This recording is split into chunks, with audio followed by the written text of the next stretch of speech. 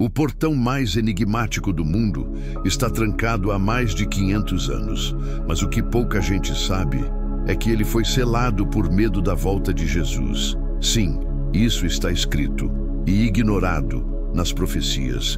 E o mais chocante, ninguém ousa abrir esse portão até hoje. Por quê? Neste vídeo, você vai descobrir o mistério que envolve o portão oriental de Jerusalém, o que a Bíblia diz sobre ele e por que ele pode ser o maior sinal de que a volta do Messias está mais próxima do que imaginamos. Antes de continuar, confere agora se você já está inscrito no canal Luz do Mundo e deixa seu like, porque estamos só começando e os próximos minutos vão mexer com tudo o que você acreditava saber. Se você andar pelas muralhas de Jerusalém e parar diante do portão oriental, vai notar algo estranho. Ao contrário dos outros portões da cidade, ele não tem movimento, não há tráfego, nem passagem de pessoas. Está selado, trancado com blocos pesados desde o século XVI. E quem ordenou isso foi um homem conhecido pelo título de O Magnífico, o Sultão Suleimão.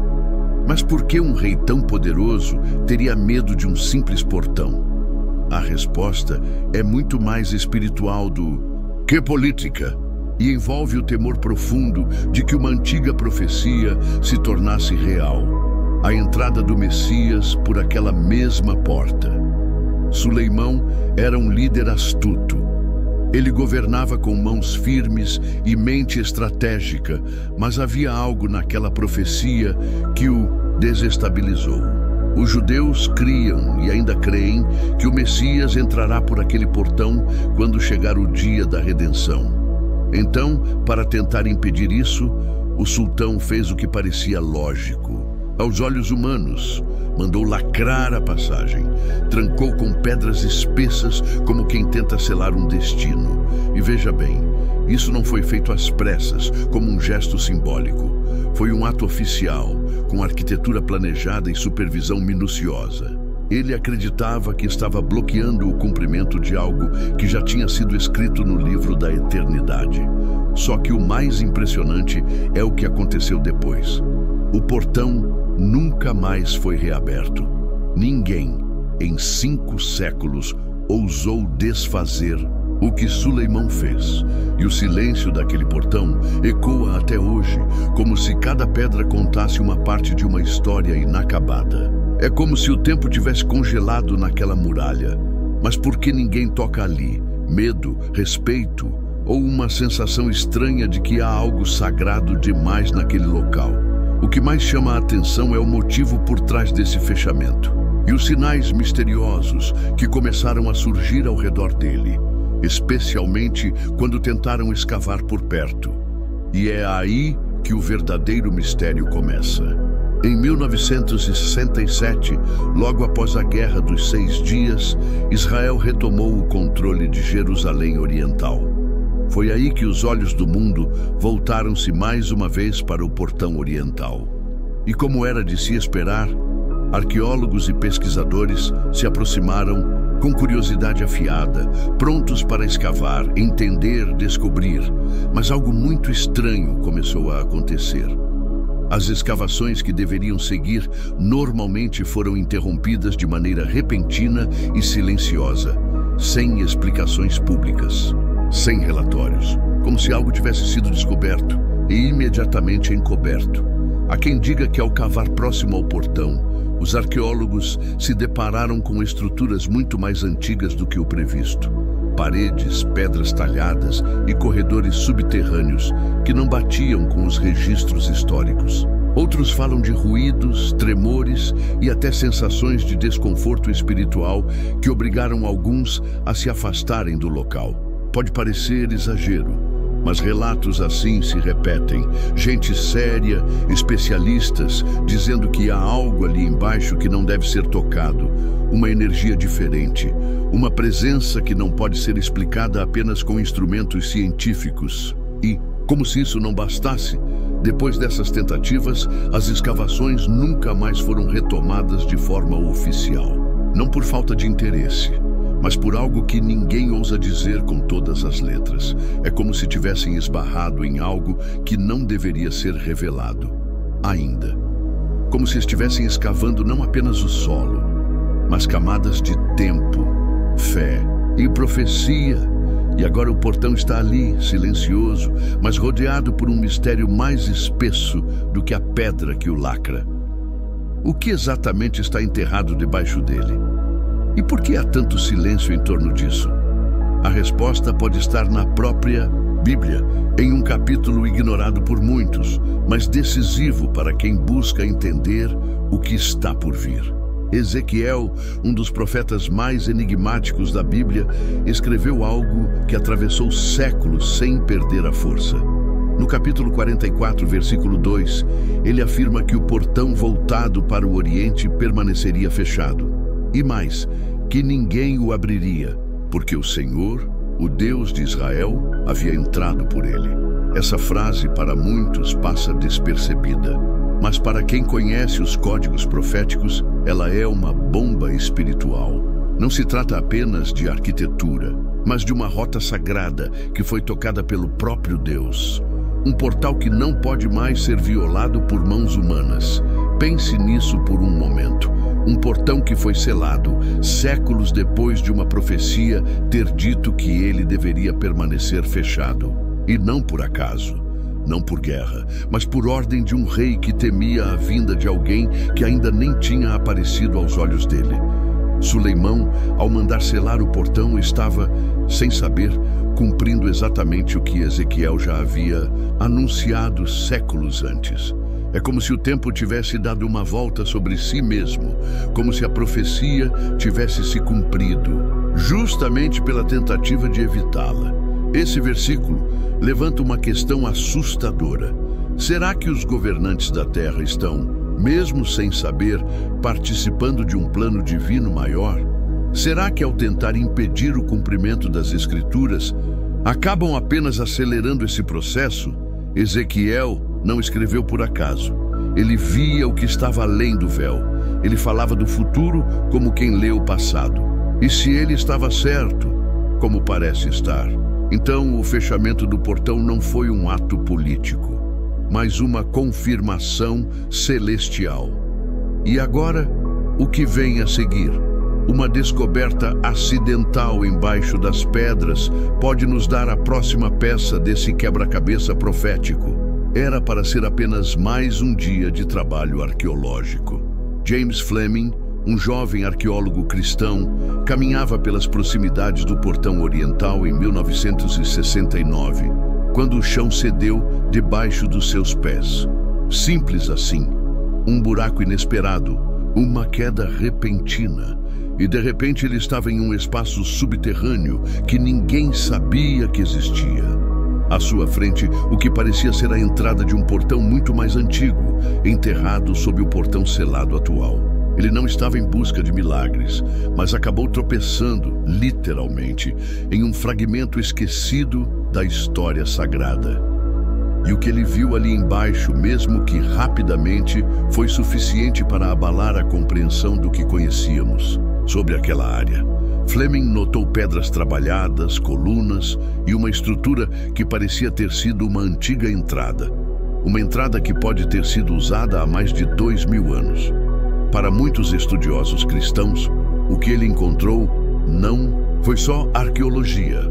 Foi um eco do Domingo de Ramos, o dia em que Jesus entrou triunfante em Jerusalém, montado em um jumentinho, como estava profetizado. Mas agora havia uma camada nova nessa história.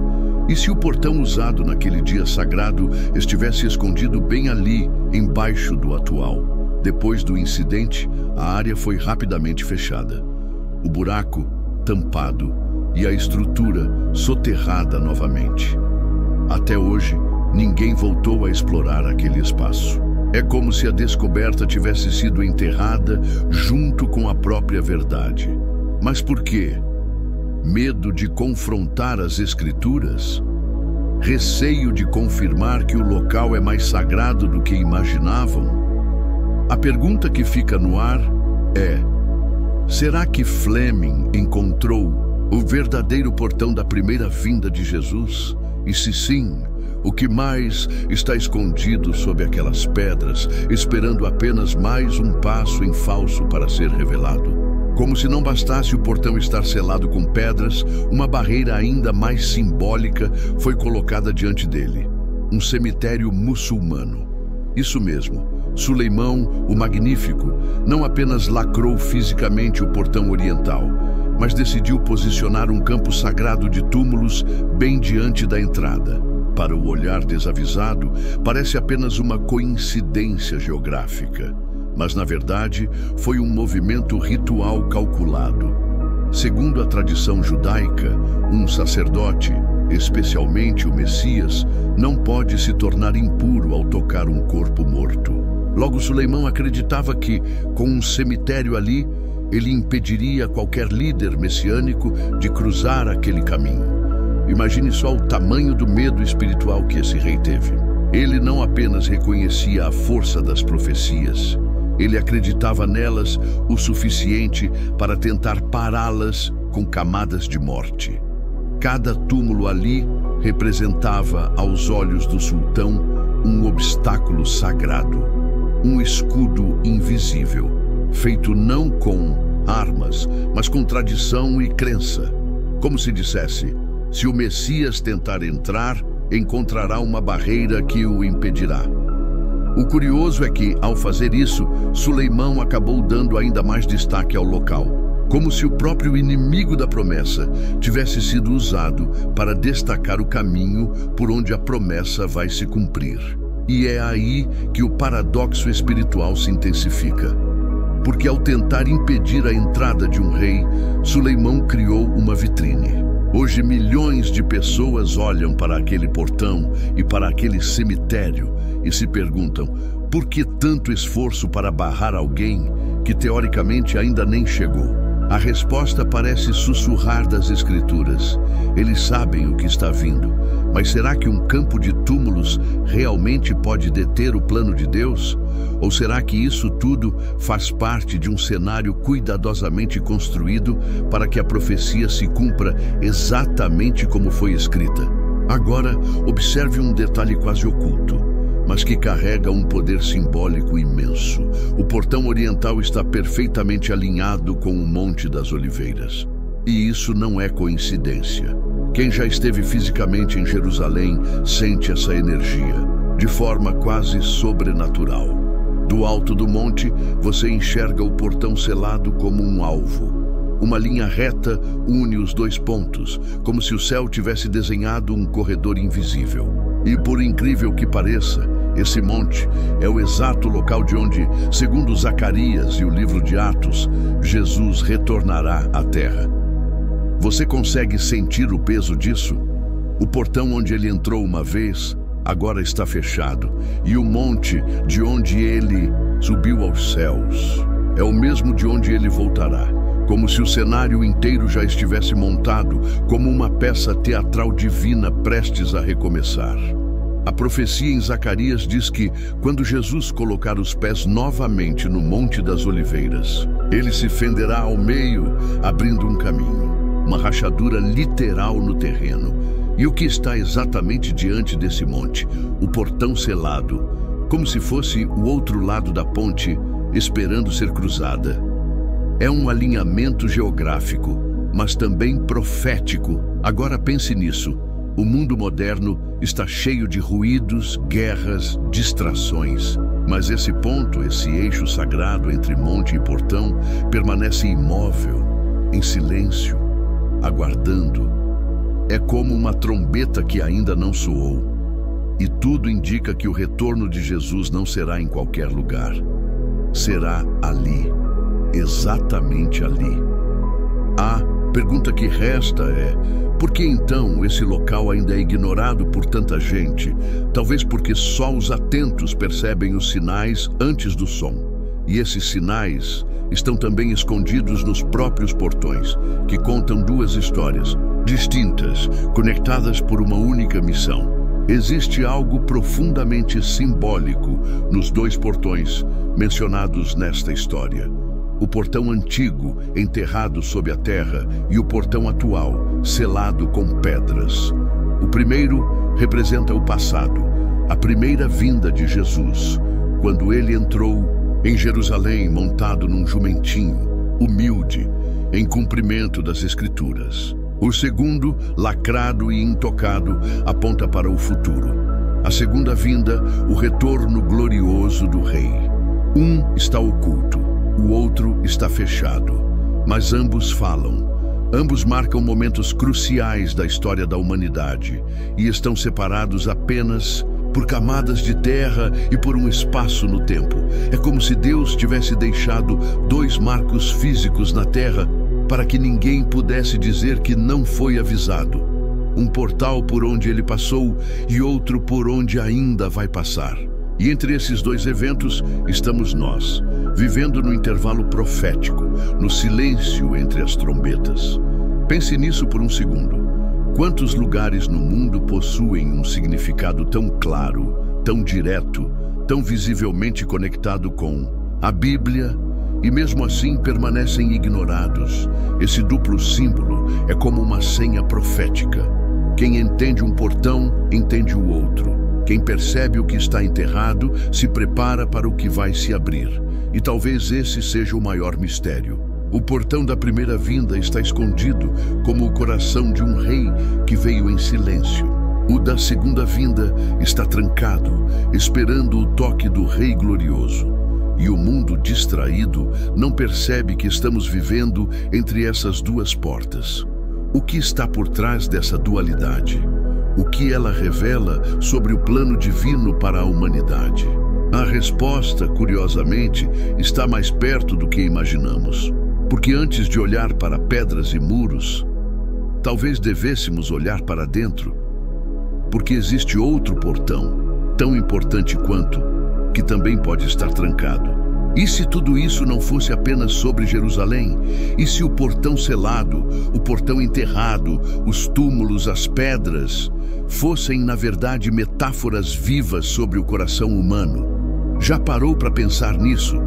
Quantas pessoas vivem com o coração trancado, exatamente como o portão oriental? Fechado não por pedras, mas por mágoas, por orgulho, por medo de se render àquilo que é maior. Pessoas que, assim como o sultão, tentam impedir a entrada do Messias em suas vidas, levantando muros invisíveis, mas tão pesados quanto os blocos de Jerusalém. Algumas dessas pessoas até frequentam igrejas, leem a Bíblia, mas mantêm áreas do coração inacessíveis, trancadas, lacradas, como se dissessem para Deus: entre em tudo, menos aqui. E o problema é que esse aqui costuma ser justamente o ponto de transformação. É ali que o Messias quer tocar. Só que por medo de mudança, muitos preferem deixar o portão selado. Outros enterram suas dores, suas fraquezas, seus pecados, como se pudessem esconder de Deus o que ele já conhece. Mas como a arqueologia mostrou, tudo que é enterrado, mais cedo ou mais tarde, vem à tona. Agora imagine se o portão do seu coração estivesse diante do Monte das Oliveiras. Se Jesus estivesse prestes a retornar, não só ao mundo, mas a você. Será que ele encontraria um portão aberto ou uma muralha fria? A verdade é que a maior profecia não acontece apenas do lado de fora. Ela começa por dentro. E é nesse momento que tudo muda. Porque a próxima decisão já não está mais nas mãos de reis, arqueólogos ou profetas. Está nas suas. Mas antes de tomar essa decisão, ouça este último chamado. Porque há algo que precisa ser revelado. E não envolve apenas você, envolve a eternidade. Se até um rei como Suleimão sentiu medo da profecia e tentou impedir que ela se cumprisse, quem somos nós para fingir que nada está acontecendo? A verdade é que as profecias não pedem permissão para se cumprir. Elas vêm, e quando vêm, expõem tudo. A fé de uns, a resistência de outros e o silêncio daqueles que se escondem atrás de desculpas. O portão oriental está fechado, mas o portão do seu coração, só você pode decidir se vai continuar assim, trancado, ou se chegou a hora de abrir, de verdade, sem reservas, sem "depois eu vejo isso", porque o tempo está correndo. A linha entre o que é simbólico e o que é eterno está ficando cada vez mais fina. Jesus não está à procura de religiosos, mas de rendidos, de pessoas que olham para dentro e reconhecem: eu também tenho bloqueios, também construí muros. Mas a boa notícia é que ele ainda está batendo, ainda há tempo, ainda há graça. Só que esse tempo não é infinito. O portão da oportunidade se fecha como o do templo, em silêncio, e quando se dá conta, já é tarde demais. Quantos já sentiram esse chamado, mas escolheram o adiamento? E quantos mais vão esperar por sinais no céu, quando o sinal mais claro está pulsando dentro do peito? Você pode ter andado distante, pode até ter tentado enterrar aquilo que Deus queria tratar. Mas hoje, nesse exato momento, o convite é pessoal. Não é sobre Jerusalém, é sobre você. Jesus está à porta, não da cidade, mas do seu coração. E ele só entra se você abrir. Então a pergunta é: vai continuar fingindo que não? Ouviu o chamado? Ou vai destrancar pedra por pedra e deixar que o Rei da Glória entre com tudo o que ele tem para transformar a sua vida? A escolha está feita, só falta você dizer sim. Mas antes de encerrar, deixa eu te mostrar o que mais pode estar prestes a acontecer, porque essa história está só começando. E agora me diga, se o portão oriental de Jerusalém se abrisse hoje, você estaria pronto para receber o Rei da Glória? Ou ainda existem portões selados dentro do seu próprio coração? Comenta aqui embaixo o que esse vídeo despertou em você. Eu vou ler cada comentário, e se esse tema mexeu contigo, não para por aqui. Assista agora o vídeo que está aparecendo na tela. Ele vai aprofundar ainda mais essa revelação e pode transformar a sua visão espiritual. Clica, compartilha com alguém que precisa saber disso, se inscreve no canal e ativa o sino para não perder os próximos vídeos. Jesus é a luz do mundo e a gente se encontra no próximo vídeo.